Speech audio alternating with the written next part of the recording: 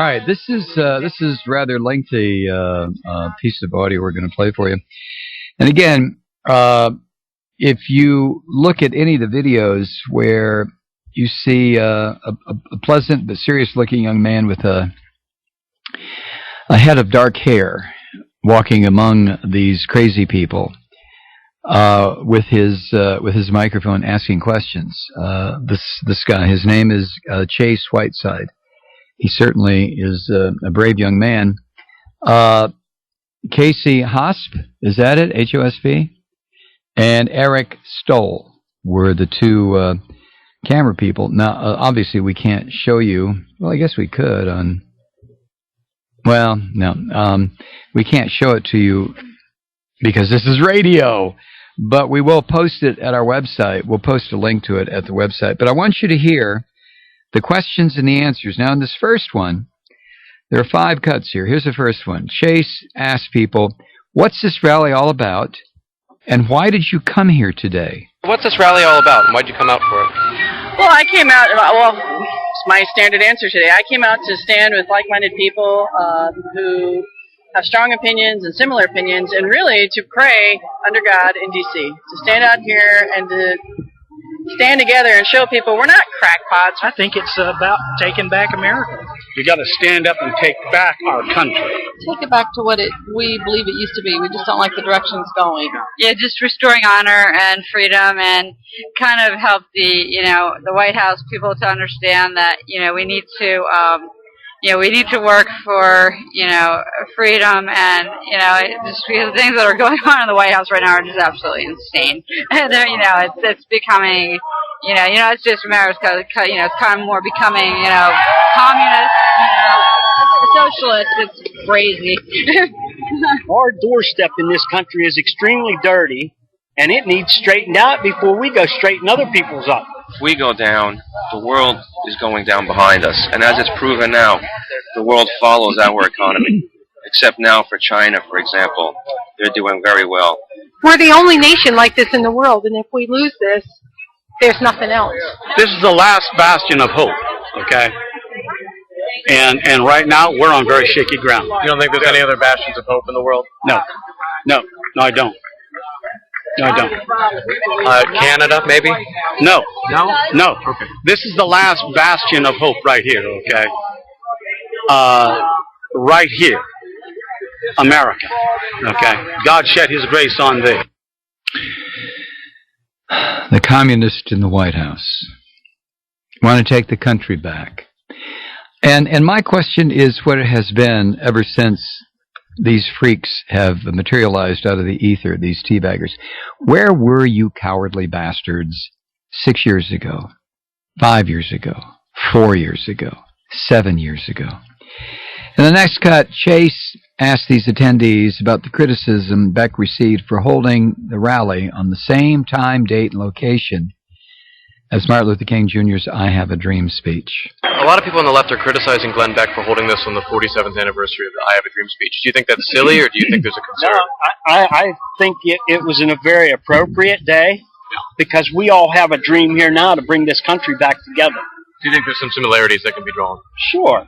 How appropriate to have this gathering on the day that Martin Luther King said, I have a dream. It's not insensitive, and the issue with Al Sharpton, who's going to bring his Black Panthers here to meet us here and cause some kind of an incident is wrong, because Al Sharpton doesn't own the day. The black people of America don't own the day. The African Americans don't own the day. Nobody owns this day.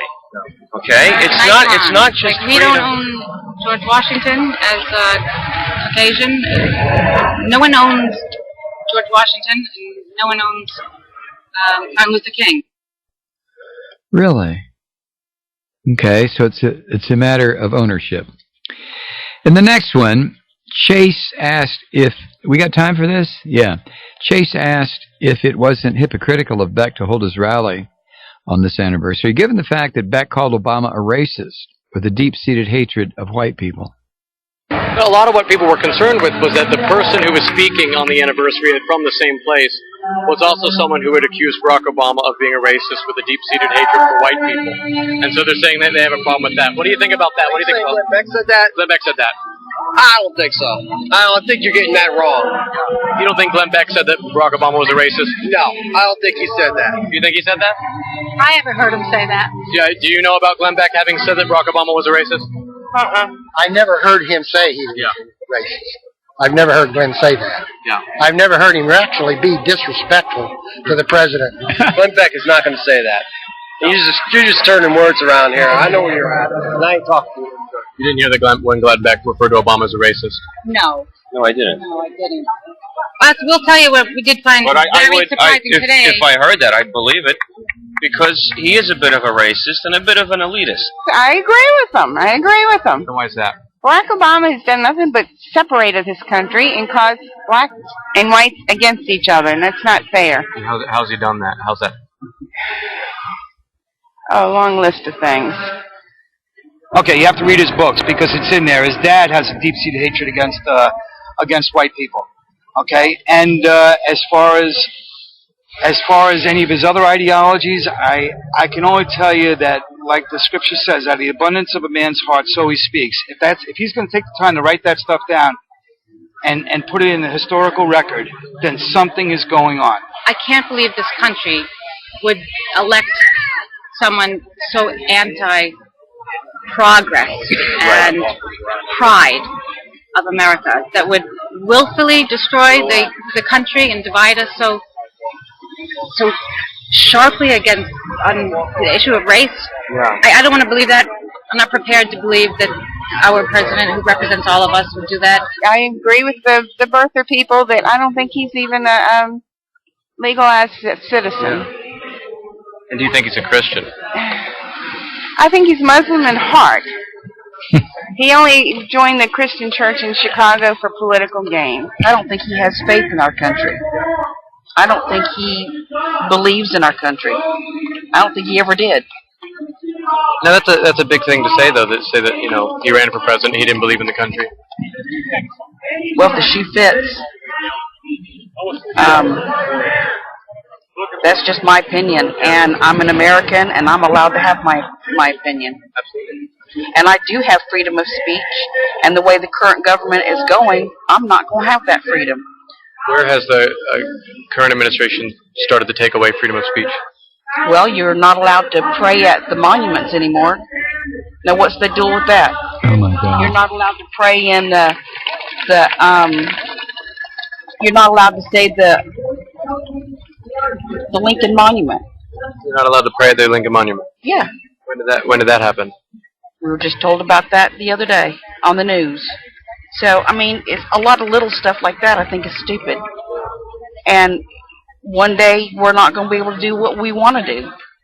And they just need to back off. Can you believe this? Can you believe this? Now, this is not about Beck. This is about the mentality or the capacity, the mental capacity of the people who attended this event on Saturday. Are you listening to what these people are saying? It's astonishing. I realize that Joseph Goebbels wrote the book on this stuff 80 years ago. I understand that. But I never thought that the American public would be this stupid in these numbers, this incredibly, mind-bogglingly empty-headed. Listen to what these people are saying. That they are stating as facts as they know them. And when you see the video, you will see the facial expressions. You'll see the body language. It's incredible. When Chase Whiteside, the young man asking the questions, when he pushes just a little bit, like, who told you can't pray at the Lincoln Monument? Oh, it was on the news. When you see him push just a little bit, and then the panic in the faces of these dolts, these people who are going to elect, or think they're going to elect the next president, It's incredible. It's incredible to watch, much less listen to.